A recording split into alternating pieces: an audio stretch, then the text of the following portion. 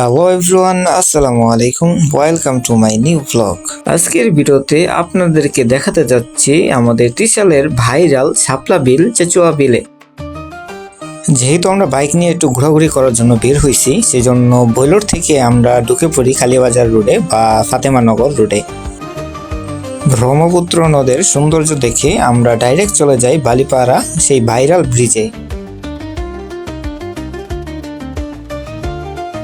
যেহেতু আমরা খুব সকালে বের হয়েছিলাম, সেই জন্য সকালের আবহাওয়াটা খুব ভালো লাগতেছিল ব্রিজের উপর থেকে।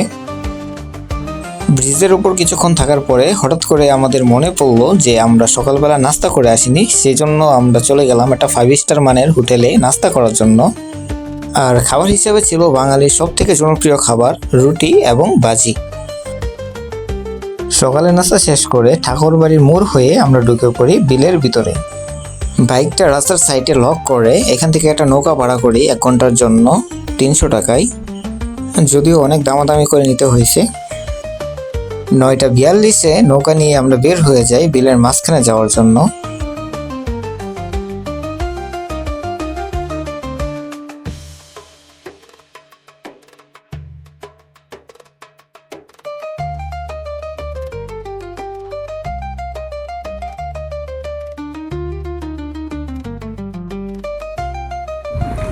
সে উন্মোচন করছে কিছু একটা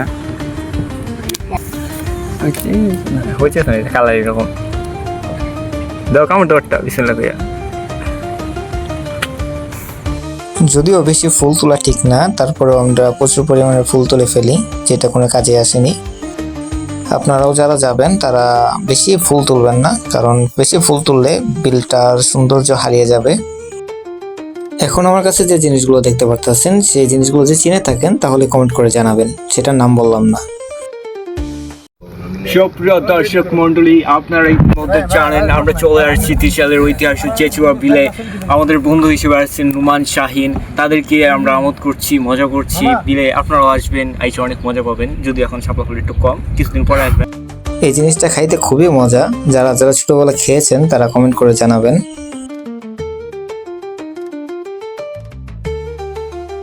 এখন আসি মেইন কথায়। এই সুন্দর বিলটি দেখার জন্য আপনারা কিভাবে যাবেন?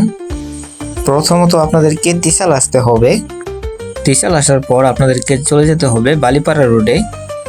সেখান থেকে 10 টাকা করে অটো ভাড়া করে চলে যাবেন ঠাকুরবাড়ির মোড় বাজারে।